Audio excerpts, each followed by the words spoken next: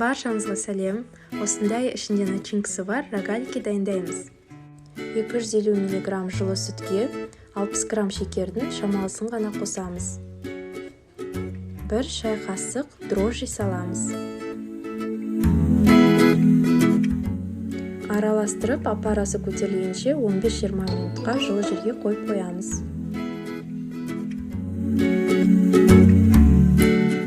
Апарамыз көтерілді, қалған шекерімізді саламыз. Жарты шай қасық тұз, 25 мг сұйық май қосамыз.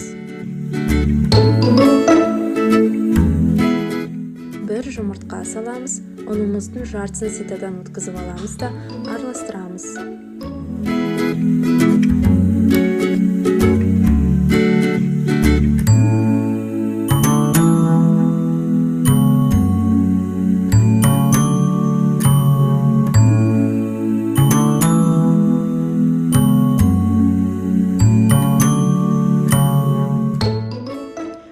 Грамм жұмсақ сары май салып араластырып аламыз да, оның үстіне қалған ұнымызды себеміз.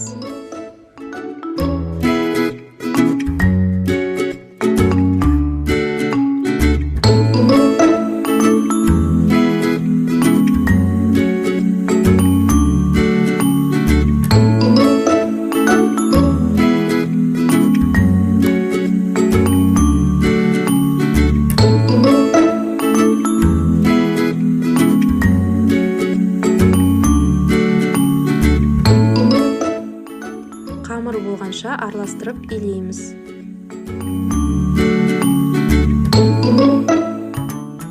Осындай қамыр шықты, енді бетін жауып, жылы жерге 1 сағатқа қойып қоямыз.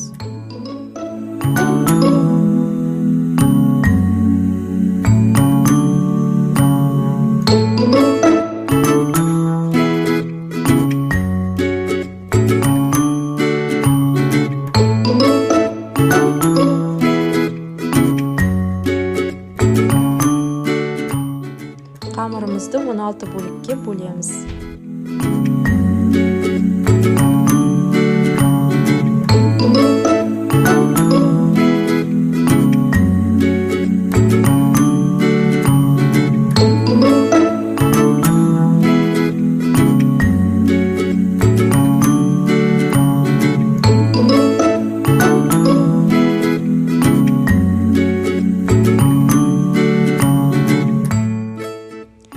Бөлікті осылай жайып аламыз да, ішіне начинкасын саламыз.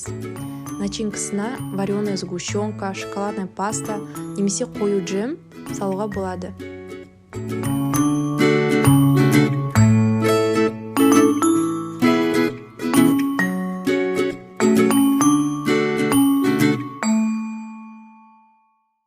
Рогаликтерімізді жасап болғасын, бетін пищевой пленкамен жауып, тағы да 20-30 минутқа жылы жерге қойып қоямыз. Рогаликтердің беттері жылтырап тұру үшін 1 ас қасық сүт араластырылған жұмыртқаның сарысын жағуға болады. Енді рогаликтерді 170-180 градусқа дейін қысып тұрған духовкаға 15-20 минутқа жібереміз.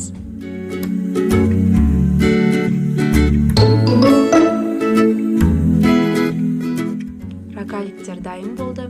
Осындай жұмсақ, өте дәмді болып шығады. Міндетті түрде жасап көріңіздер. Ал маған видео ұнаса, лайк басып, тіркелуді ұмытпаңыздар. Сіздермен бірге болған White Baby. Қош сау болыңыздар.